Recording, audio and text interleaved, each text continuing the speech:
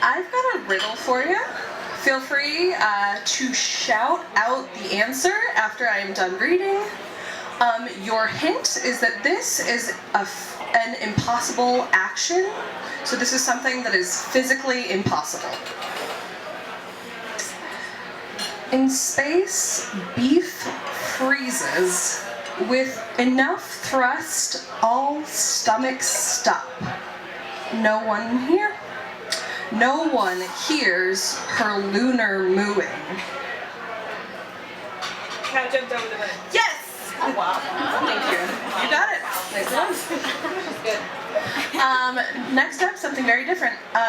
This is a partially found poem. What that means is some of the words were not mine originally. They come from the Fantod Pack by Edward Gorey, which is his creepy take on a set of tarot cards. And I can tell you the cards at the end. But first, you say you had a child. You say your body forged a passport. You say you received a disagreeable letter. You say it was an accident in a stadium, a bat to the belly, a fall down a flight of stairs, but there are no splinters, only bruises. You say it's only due to sexual inadequacy. You say rust latticed your wounds. They say you're hysterical. They say it's delirium, a piece of August amnesia, a misalliance between body and mind, they say. They forced your restraint. They say it was hallucinations. They say November blackmail. They send you a letter. You are a bird. Your nest was full with feathers in it. Your whole skin blotched red, a garden you burned in effigy. They say the rigs did it.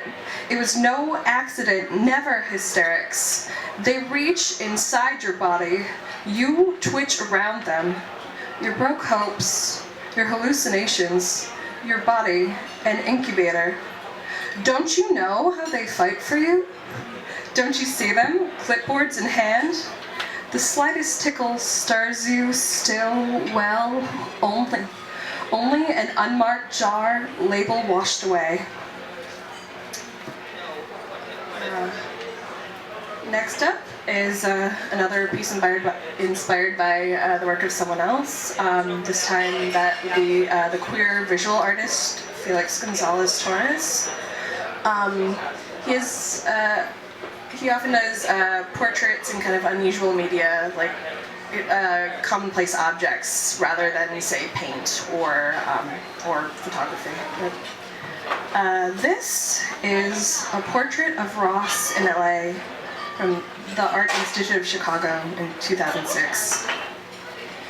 He wanted to be a pile of bone on muscle, slick, lithe, tight body in the spotlight, jewels ever constant yet ever diminishing. He wanted to weigh 175 pounds. They sit over there in the corner, bright and gay, makes you want to put them in your mouth, doesn't it? Taste the forbidden fruit, bidding you to come forward and taste me, put me inside of you, feel of the hard candy between fingertips, in mouths melting away the sweetness, till only left was cellophane. Every night, while the visiting voyeurs dream, curators come and replace the reverie, itself a fantasy, while on it the light always shines and it always stays the same 175. He bursts with color the way Greek marbles did before they were worn down by the many minutes of millennia, before we worshipped white, blanched like his sickness. Yes, take in the sweetness, let it roam through your system, gain what he loses in his deficiency, until all that's left is the loss, all that's left is the grieving. A ruby cellophane wrapper in your hand, and a pleasant memory of a time you were 12 and stepped into a museum and discovered contemporary art. Ow! Thank you. The title of this speaks for itself, so no further ado. The eternal paternal circus. Hear the snoring crowd of sleep apneistics gasping awake, the arguing out-of-work lawyers thudding and thundering as they make their out-of-shape way to their seats. Among them, brother and I gape, eager-eyed, at Grand Ringmaster Dad in his crushed velvet top hat, trapeze-swinging, high-wired dad cravats, at fat elephant dads, sadly paraded, corpse-heavy, hang elephant ears, led in slow circles, shitting. Smell it. Dead dads. Feel the crunch underfoot of amputated toes and peanut shells crushed. Sit beneath the Technicolor tent, a patchwork mix of tidy whiteys, black cotton socks, and polo shirt pockets. Hear the popcorn, get your popcorn, can I get a volunteer?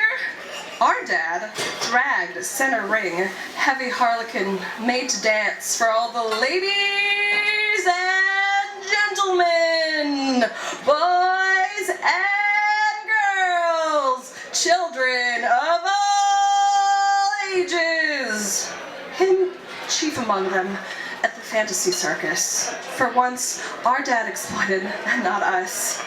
For his efforts, they gave our old man a lollipop, rainbow shellacked sugar, and he gave it to us.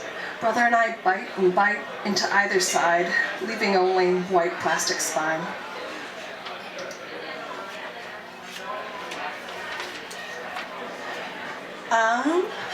For this next poem, I'm going to reference a movie called Secretary, which is about a very special relationship.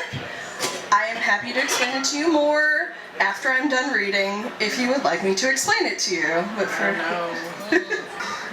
thank you, Massachusetts, or please, sir, may I have another? He has to take command. Health insurance is an army man.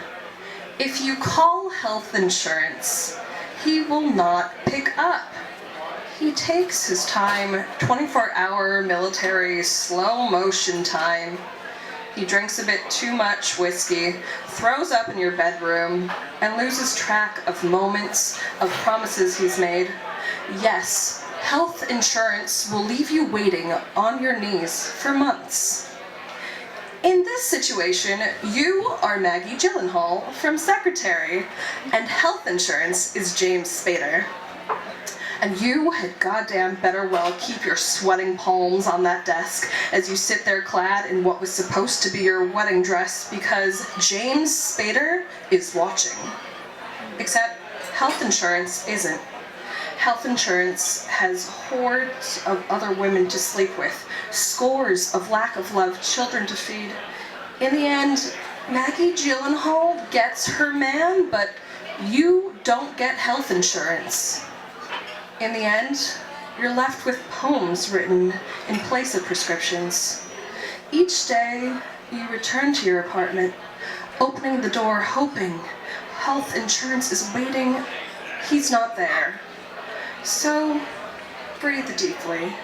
Superglue your wounds, get off your knees, and cease your prayers to the Commonwealth of Massachusetts, to Hippocrates. Before you know it, it'll be open enrollment. And until then, you've got the full attentions of doctors Google and WebMD.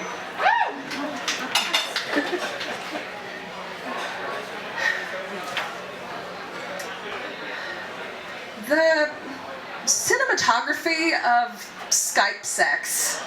Do you want to see more or less? He asks if I'll put on the schoolgirl skirt. I strip down, tilt screen to acquiesce. Breast? Yes. Ass? Check.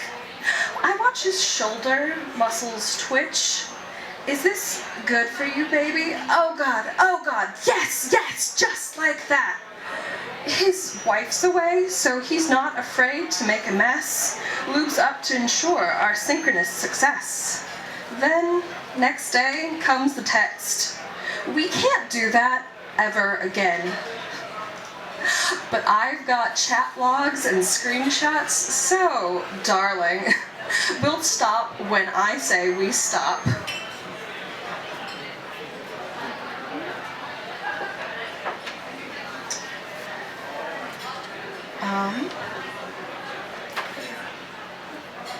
This next poem is in part inspired by some time that I spent in Lithuania. So for those who don't know, Vilnius is in Lithuania. But without further ado, 7 moments you totally won't believe are about the Holocaust. 1. According to angelsghosts.com, ghosts exist in Judaism but are not to be consulted. 2. I spent 2 years as an I-90 ghost, safety glass stuck to my soles. Oh, so that was you in my backseat singing My Chemical Romance, Roni says. We've been friends since Hebrew school. You've been haunting me? 3. Sometimes I feel my soul start to slip away, so I pull out my phone and take a selfie. 4. Both girls and boys tried to touch me, but their hands passed right through. They tattooed hickeys onto each other, and still they wanted, reaching out again for my unblemished flesh. 5. Unless captured in 7 seconds or less, my captioned soul will disappear forever, adrift in a sea of tits and dicks. 6. I take a selfie in the basement bathroom of Chili Pizza. Here in Vilnius, the Chabad rabbi wanders the streets, approaching strangers with appropriate noses. He invites them to Shabbos dinner. They cry, and they accept. Remember the tasty pizza upstairs waiting. Don't think about the Burners Brigade. Don't think about the bullets that were saved by smashing skulls. Breathe and take a selfie. Church bells drown out the whispers of missing Litvaks. This city is encased in amber, painted pastel. In the morning, I'll escape to Boston by way of Istanbul. 2 weeks in Lithuania and no one's tried to fuck me. I gaze into the bathroom mirror at Chili Pizza. Jew curls, Jew nose. It's okay, you're still pretty. I take a selfie. 7. Hashtag Chili Pizza. Hashtag never forget.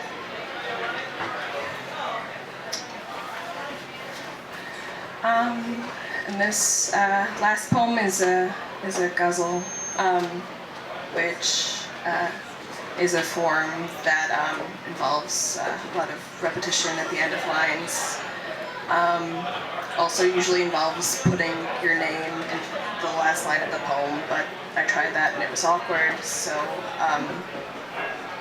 I didn't do that, instead did other things. Anyways, Heard. I paint my eyes lime while mother dusts her lids a powder blue. Our boys button up their button-ups. Together we are a grand parade of elephants. Father says, keep the barn doors closed. I don't point out that our circus tent has only flaps. For me, there will be no hills like white elephants. When father comes to pick me up from preschool, I scream, no, he's my dad! But my classmates still call him an elephant. Mother spies the size 16 slacks lying on my chair and warns me to start eating more salads unless I want to remain the size of an elephant. Finally, I crack and start shouting about how I'm this close to taking a nap in the middle of afternoon traffic. In this room, I and the elephant. We're not a good herd. Brother goes to mother in Chicago to put father to rest. I stay put, pray for panacea, let the sap of the elephant tree run red. Thanks.